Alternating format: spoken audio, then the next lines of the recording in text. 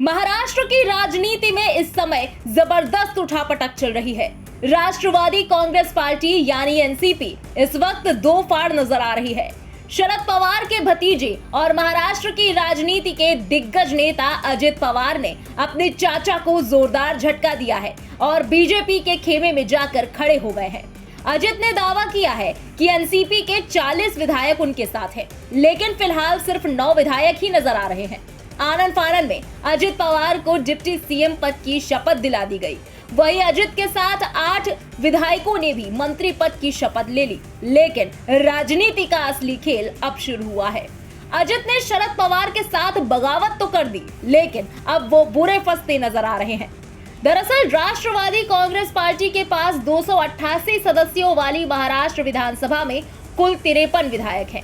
अब दल बदल विरोधी कानून से बचने के लिए अजित पवार और उनके गुट को कम से कम 36 विधायकों का समर्थन चाहिए होगा, लेकिन नजर सिर्फ 9 विधायक ही आ रहे हैं।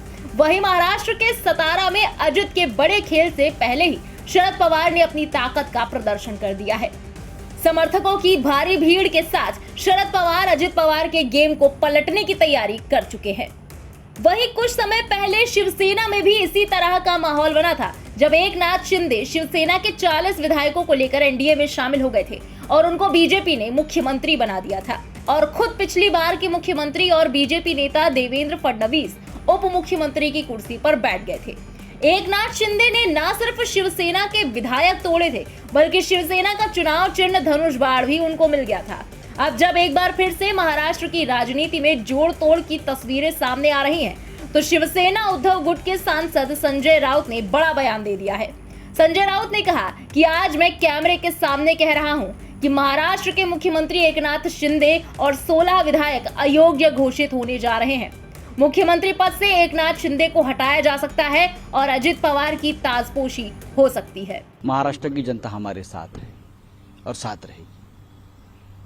जनता साथ है, जनता हमको साथ देने वाली है। सामना में आज कहा गया कि क्या ये जो शिवाजी का राज्य है और जो घटनाक्रम हो रहा है, क्या शिवाजी के राज्य में ये सब सोचा था? मैं तो ये कहा ना कि ये महाराष्ट्र में ये परंपरा कभी नहीं रही इस प्रकार की।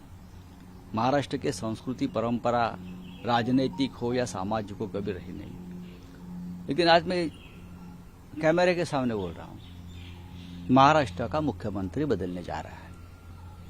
महाराष्ट्र को नया मुख्यमंत्री मिलेगा। एकनाथ शिंदे को हटाया जा रहा है। जो चल रहा है एक केस डिस्क्वालिफिकेशन का, उसमें एकनाथ शिंदे के साथ 16 जो विधायक है वो डिस्क्वालीफाई होने जा रहे हैं। इसलिए ये अजित पवार जी को भागम भाग में अपने पार्टी में लिया है और अजित पवार मुख्यमंत्री बनने जा रहे हैं।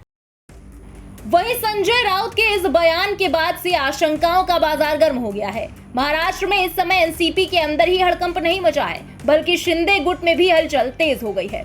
लगातार इस बात के कयास लगाए जा रहे हैं कि महाराष्ट्र की राजनीति में बड़ा फेरबदल हो सकता है। दूसरी तरफ कुछ जानकारों का यह भी मानना है कि एकनाथ शिंदे को हटाकर देवेंद्र फडणवीस की ताजपोशी मुख्यमंत्री पद पर हो सकती है। बता दें कि राज्य का राजनीतिक घटनाक्रम लगातार नए नए मोड़ लेने को आतुर दिख रहा है। आने वाले वक्त में कुछ नया देखने को मिल सकता है। फिलहाल अगर राज्य में विधायकों की स्थिति पर नजर डालें तो राज्य की विधानसभा में कुल 288 सीटें हैं, जिसमें 145 सीटें जीतने वाली पार्टी बहुमत का आंकड़ा छू लेती है। अजित पवार के एनडीए में शामिल होने से पहले स्थिति कुछ इस तरह थी। भाजपा के 105 विधायक, शिवसेना के 40, शिवसेना यूबीटी के 16, एनसीपी के 53, कांग्रेस के 45 और अन्य 29 विधायक हैं। अब कौन विधायक किस पाले में जाता है और महाराष्ट्र की कुर्सी पर कौन काबिज होता है और किसके दावे कितने सफल होते हैं, ये तो आने वाला वक्त जल्द ही बता देगा। फिलहाल इस खबर के बारे में आपका क्या कहना है, कमेंट में लिखकर अपनी राय जरूर बताएं। देश और दुनिया की बाकी बड़ी और अहम खबरों के लिए सब्सक्राइब करें इंडिया पब्लिक खबर के यूट्यूब चैनल को और बेल आइकन दबाना बिल्कुल ना भूलें।